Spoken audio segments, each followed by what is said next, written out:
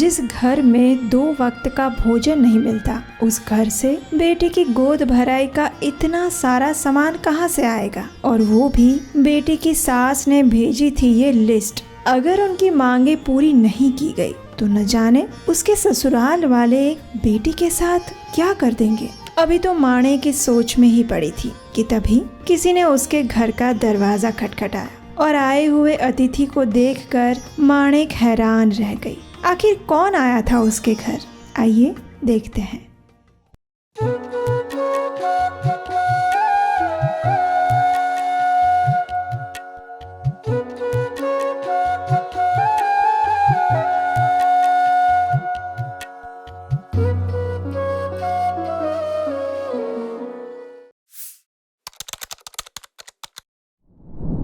हरे कृष्णा। हम सुन रहे हैं हमारे भारत के महान संतों और भक्तों के जीवन चरित्र की सुंदर श्रृंखला भक्त दर्शन। भक्ति और अध्यात्म की कसौटी दुख के समय में होती है। कई बार सामान्य रूप से भक्ति का दिखावा करने वाले लोग जब उनके ऊपर कोई आपत्ति आती है तो उसे सहन नहीं कर पाते और भगवान को ही दोष देने लगते हैं। लेकिन हर्ष और शोक दोनों ही स्थिति में जो समान भाव से रहे उसी को स्थित प्रज्ञ कहा गया है। और नरसिंह मेहता ऐसे ही सच्चे स्थित प्रज्ञ संत थे। अब उनके जीवन में एक अत्यंत दुखद मोड़ आने वाला था। अचानक उनका युवा पुत्र श्यामल अपना देह त्याग करके चला गया, अपनी युवा पत्नी मीठी बाई को अकेला छोड़कर। नरसिंह मेहता के घर और जीवन में गहरे शोक की लहर छा गई। उनकी पत्नी माणेक के तो मानो प्राण ही उसके पुत्र के साथ चले गए। एक पिता के लिए अपने पुत्र का अंतिम संस्कार करना कितना पीड़ादायी होता है, ये सामान्य व्यक्ति कभी नहीं समझ सकता। लेकिन नरसिंह मेहता ऐसे स्थिति में भी स्थिर बने रहे, क्योंकि उनका भरोसा उनके गिरधारी पर जो था। उन्होंने करताल उठाई और गाने लगे।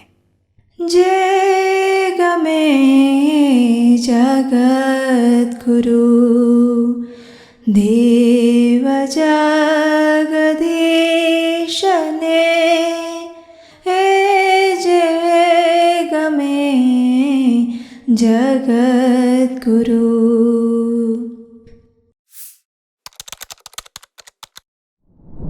हमारी वैदिक संस्कृति में सीमंतोन्नयन ये मनुष्य जीवन के मुख्य 16 संस्कारों में से एक महत्वपूर्ण संस्कार है, जिसे सामान्य भाषा में हम गोद भराई कहते हैं। मातृत्व की प्राप्ति ये एक स्त्री के जीवन की परिपूर्णता होती है और इस उत्सव को हम अत्यंत धूमधाम से मनाते हैं, क्योंकि अभी तक जो स्त्री सिर्फ पुत्री और पत्नी थी वो अब माता बनने जा रही है। सृष्टि के नव निर्माण की एक अत्यंत महत्वपूर्ण जिम्मेदारी उठाने जा रही है। ऐसे में उसके आने वाले शिशु को सभी के आशीर्वाद की और उस स्त्री को मानसिक और भावनात्मक सहयोग की आवश्यकता पड़ती है और इसीलिए ये संस्कार अत्यंत महत्वपूर्ण माना गया है। नरसिंह मेहता की पुत्री कुंवरबाई के जीवन में भी ये प्रसंग आया। सामान्य रूप से तो विवाह के बाद सीमंतोन्नयन की रीति गर्भवती स्त्री के पितृपक्ष के द्वारा की जाती है और इसी नियम के चलते कुंवरबाई की सास ने तो लंबी चौड़ी सूची बना दी और नरसिंह मेहता को भिजवा दिया।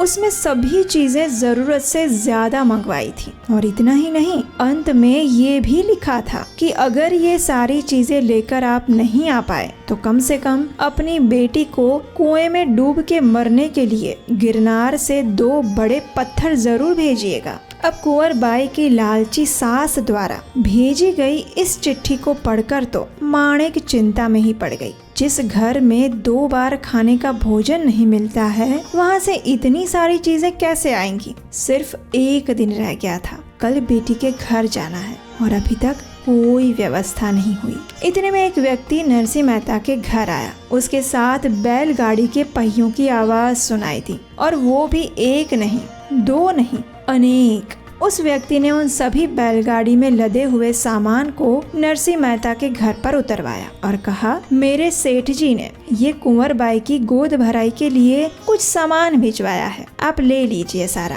और आप जानते हैं इस सामान में कुंवर बाई की सास द्वारा मांगी हुई सारी चीजें और उससे कई अधिक कपड़े, आभूषण, फल, मिठाइयाँ, परिवार के सदस्यों के लिए उपहार, ये सब कुछ था। और हाँ, उसमें 2 बड़े से पत्थर भी थे जो कुंवर बाई की सास ने मंगवाए थे, लेकिन वो गिरनार पर्वत के नहीं बल्कि सोने के बने हुए थे। और ये सब देखकर नरसिंह मेहता फूट फूट कर रोने लगे, क्योंकि वे समझ चुके थे कि कौन से सेठ जी ने उनकी बेटी के लिए ये सामान भिजवाया था। पूरे वड़नगर में आज तक कभी भी किसी ने नहीं देखी होगी वैसी गोद भराई कुंवर बाई की हुई, और सभी लोग देखते ही रह गए। जब लक्ष्मीपति स्वयं किसी का हाथ पकड़ ले तो फिर लक्ष्मी देवी उस व्यक्ति से दूर कैसे जा सकती है ना?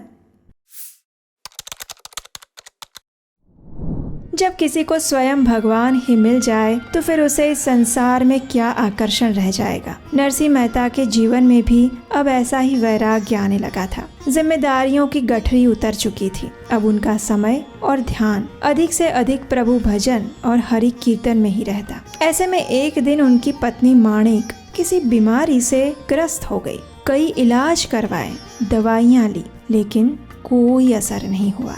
अब उसका जाने का समय आ चुका था। नरसिंह मेहता अपनी पत्नी माणिक को अपनी गोद में लेकर बैठे हुए कहने लगे, माणिक, मुझे क्षमा कर देना। मैं तुम्हारे लिए एक अच्छा पति नहीं बन पाया। मैं तुम्हारी कोई भी इच्छा पूरी नहीं कर पाया, तुम्हें कोई सुख नहीं दे पाया। कृपया मुझे माफ कर देना। माणिक भी एक पतिव्रता स्त्री थी। उसने अपनी अंतिम सांसें लेते हुए धीरे धीरे नरसिंह मेहता से कहा, नहीं स्वामी, ऐसा मत कहिए। आपको पति रूप में पाकर मेरा जीवन धन्य हो गया और अब आपकी गोद में ही मैं अपनी अंतिम सांसें ले रही हूँ। इससे बड़ा सौभाग्य एक स्त्री के लिए क्या हो सकता है।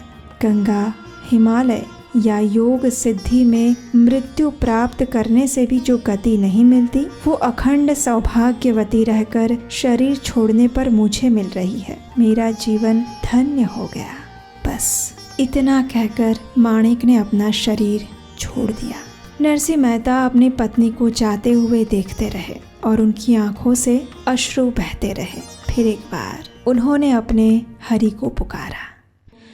भूतल भक्ति पदारथ मोटो, ब्रह्मलोक माना ही रे। भूतल भक्ति पदारथ मोटो।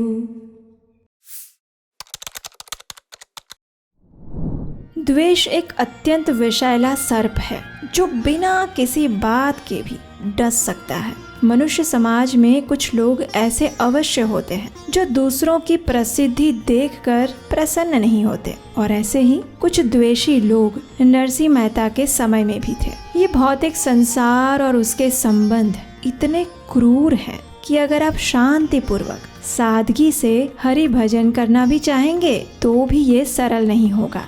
ऐसे में एक दिन नरसिंह मेहता से द्वेष रखने वाले कुछ लोगों ने उनके जीवन में एक और आपत्ति डाल दी। उस समय में बैंक नहीं हुआ करती थी, पीढ़ियां चलती थी, जहां एक स्थान पर धन जमा करवाकर दूसरे स्थान से उस धन को निकलवा सकते थे, और जहां धन जमा किया जाता था वो व्यक्ति या पीढ़ी हुंडी के नाम से एक चिट्ठी लिख देते थे ताकि जमा करवाने वाला व्यक्ति दूसरे स्थान पर दूसरी पीढ़ी को वो हुंडी दिखाएगा और उसे वहां से पैसे मिल जाएंगे। तो एक दिन कुछ लोग द्वारिका जाने के लिए निकले हुए थे। रास्ते में नरसिंह मेहता के गांव में वे रुके और उन्हें डर था कि द्वारिका की यात्रा लंबी है और उनके पास जो धन है वो कहीं मार्ग में चोरी ना हो जाए। तो इसलिए वे एक ऐसे बड़े सेठ को ढूंढने लगे जिनके पास वे अपने पैसे जमा करवा सके और हुंडी लिखवाकर द्वारिका में उसे वापस ले सके। किसी ने उनसे कहा कि हमारे यहाँ नरसिंह मेहता नाम के बहुत बड़े सेठ रहते हैं, उनके पास जाइए। और ये बेचारे सभी यात्री आ पहुँचे नरसिंह मेहता के पास। अब वे नहीं जानते थे, लेकिन नरसिंह मेहता तो जानते थे ना कि उनके स्वयं के पास 1 रुपया भी नहीं था।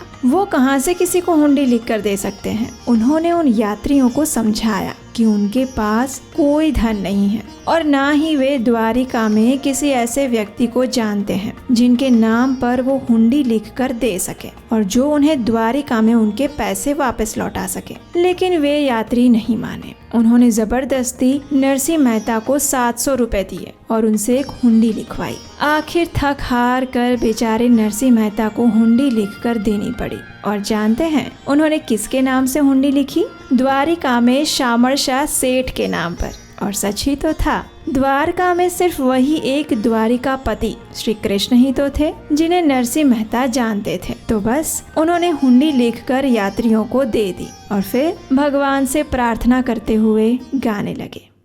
मारी हुंडी स्वीकारो महाराज रे शामळा गिरधारी। मारी हुंडी स्वीकारो महाराज रे शामळा गिरधारी।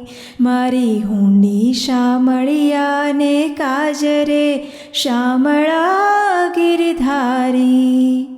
अब यात्रीगण तो पहुंच गए द्वारिका और ढूंढने लगे शामल शाह सेठ को, जहां से वे अपनी हुंडी देकर अपने 700 रुपए निकलवा सके। लेकिन उन्हें पता चला कि इस नाम के कोई भी सेठ जी यहाँ द्वारिका में नहीं रहते हैं। उन्हें ऐसा लगा मानो नरसिंह मेहता ने उनके साथ छल किया है। लेकिन अब क्या किया जाए? उदास होकर वे सभी यात्री वापस लौटने लगे। उतने में पीछे से किसी ने उन्हें आवाज लगाई, अरे रुकिए। यात्रियों ने पीछे मुड़कर देखा तो पीले रंग की धोती और सुंदर पगड़ी पहने हुए एक सेठ जी दौड़ते हुए आ रहे थे। आते हुए उन्होंने यात्रियों से कहा, हुंडी लावो हाथ मा वળી આપો પૂરા દામ। રૂપિયા આપો રોકડા મારું શામળ શા શેઠ એવું નામ રે શામળા गिरधारी। મારું શામળ શા શેઠ એવું નામ રે શામળા गिरधारी। और इस प्रकार द्वारिका में नरसिंह मेहता ने जिन शामल शाह सेठ के नाम पर हुंडी लिखी थी वे स्वयं आकर यात्रियों को उनके 700 रुपए दे गए। नरसिंह मेहता ने अपने जीवन काल के दौरान अनेक भजन और कविताओं की रचना की। उनकी रचनाओं को मुख्य रूप से 3 भागों में विभाजित किया जा सकता है। पहला, भक्ति रस से सभर श्रृंगार भक्ति के भजन। दूसरा, उपदेशात्मक भजन जिसमें उन्होंने मनुष्य समाज को महत्वपूर्ण शिक्षा दी है। और तीसरे प्रकार के उनके भजन तत्व ज्ञान से भरपूर है, जिसमें उन्होंने इस भौतिक जगत की नश्वरता के बारे में बात की है और उसके साथ ही इसमें वैराग्य और मनुष्य जीवन के एकमात्र लक्ष्य के रूप में हरि भक्ति के गुण गाए हैं। नरसिंह मेहता को गुजरात के आदि कवि के नाम से जाना जाता है। उन्होंने ही भक्ति पद की रचनाओं के साथ गुजराती साहित्य की नींव रखी थी। हालांकि जैसे हर बार होता आया है कि जब तक मनुष्य जीवित हो तब तक उसे कोई नहीं पहचान पाता, उसी प्रकार नरसिंह मेहता के लिए भी कहते हैं कि जब तक वे जूनागढ़ में रहे कोई भी उन्हें नहीं पहचान पाया और लोगों से थक हार कर अपने जीवन के अंतिम दिनों में वे मांगरोळ में रहने चले गए थे और वहीं पर उन्होंने अपने इस भौतिक देह को त्याग दिया। उनकी पुत्रवधू मीठी बाई ने जीवन के अंत तक उनकी सेवा की और उनके कृष्ण भक्ति की विरासत मीठी बाई को वो देते गए और इसीलिए आज भी गुजरात में मीठी बाई के भजन भी अनेक स्थानों पर प्रसिद्ध हैं। नरसिंह मेहता को इस धरातल से गए हुए 500 से अधिक वर्ष बीत चुके हैं, लेकिन उनके द्वारा रचित भजन और भक्ति के पद आज भी मनुष्य समाज को भक्ति और वैराग्य का पथ प्रदर्शित कर रहे हैं। आइए भारत के इस महान भक्त कवि नरसिंह मेहता के चरणों में वंदन करते हुए उनकी एक अत्यंत प्रसिद्ध रचना के साथ उनकी चरित्र गाथा को यहीं पर अल्प विराम देते हैं, क्योंकि भक्तों के चरित्र का गुणगान कभी भी पूर्ण नहीं हो सकता। वैष्णव जन तो तेने कहिए जे पीड़ पराई जाने रे। वैष्णव जन तो तेने कहिए जे पीड़ पराई जाने रे। पर दुखे उपकार